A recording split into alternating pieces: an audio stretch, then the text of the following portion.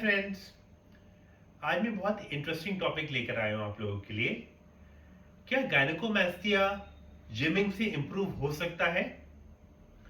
काफ़ी लोगों की क्वेरी होती है कि डॉक्टर साहब हमें गायनेकोमास्टिया है जो बहुत ही कॉमन मेल ब्रेस्ट का एक प्रॉब्लम है।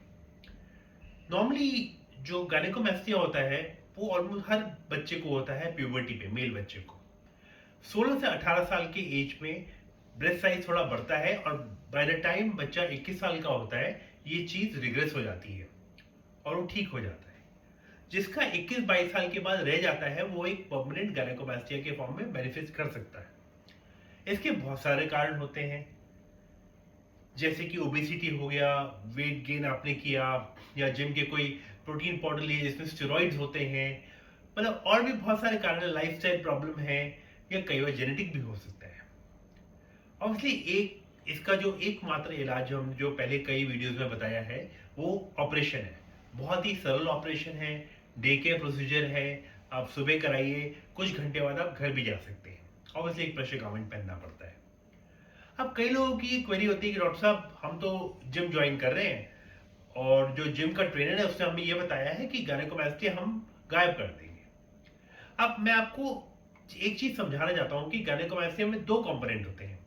एक होता है आपका जो ग्लैंड कंपोनेंट है, एक होता है फैट कंपोनेंट। जो फैट कंपोनेंट है, यस, वो जिम से आप कम कर सकते हैं, अपनी मसल को रिशेप भी कर सकते हैं। बट जो ये ग्लैंड कंपोनेंट है जो आपके बिल्कुल निपल एरिया के एकदम नीचे सर्कल डिस्क की तरह होता है, ये एक परमानेंट चीज होती है। ये आपकी डाइटिंग से, जिमिंग से या किसी भी प्रकार के दवाई लेने से नहीं हटेगा। मैं आपको कई बार पहले भी ये वीडियो में बता चुका हूं कि ग्लैंड कंपोनेंट है, ये परमानेंट है और ये केवल ऑपरेशन से ही निकल सकता है। फिर एक सवाल ये आता है कि डॉक्टर साहब हमने ऑपरेशन करा लिया, हम बिल्कुल ठीक हो गए, ग्लैंड भी निकल गया, फैट भी निकल गया, अब क्या ये दोबारा आ सकता है गायनेकोमास्टिया? तो मुझे आपको ये बताना है कि गायनेकोमास्टिया दोबारा केवल मेनली दो कारणों से आता है जो हम देखते हैं रूटीनली। एक, जब आपकी डाइट बहुत खराब हो जाए, मतलब आप बहुत ही स्टार्च रिच या फैट फिल्ड डाइट लेने लग जाए, जिससे कि आपका वेट गेन हो जाता है और उसकी वजह से आपको गायनेकोमास्टिया हो सकता है।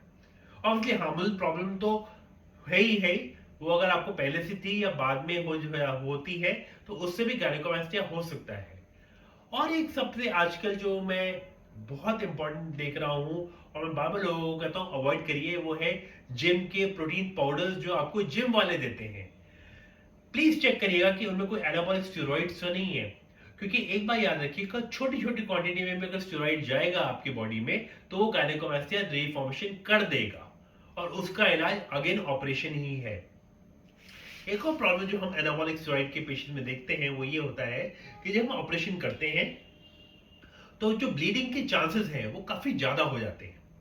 हेमेटोमा बनने का रिस्क होता है, ऊजिंग का रिस्क होता है और बहुत सारी प्रॉब्लम्स हो सकती हैं। और आपने कई बार पढ़ा होगा कि कई लोग जो एक्सेसिव जिमिंग कर रहे हैं उनकी कई बार डेथ हो चुकी है, या उनको कार्डियक अरेस्ट आ गया या कोई और प्रॉब्लम आ गया जो कोविड के बाद बढ़ चुका है ना?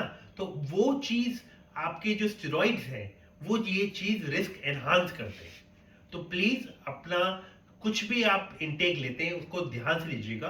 अगर आप प्रोटीन सप्लीमेंट एक्चुअली लेना चाहते हैं तो बहुत सारे नेचुरल सप्लीमेंट्स हैं। अगर आप नॉनवेज खाते हैं तो आपके लिए फिश है, चिकन है, मटन है, बहुत सारे ऐसी चीजें हैं जो आप कंज्यूम कर सकते हैं। अगर आप वेज हैं तब भी आप ले सकते हैं, जैसे कि आप पनीर ले सकते हैं, टोफू है और बहुत सारी चीजें हैं, दालें हैं जो आपको मात्रा में देंगी।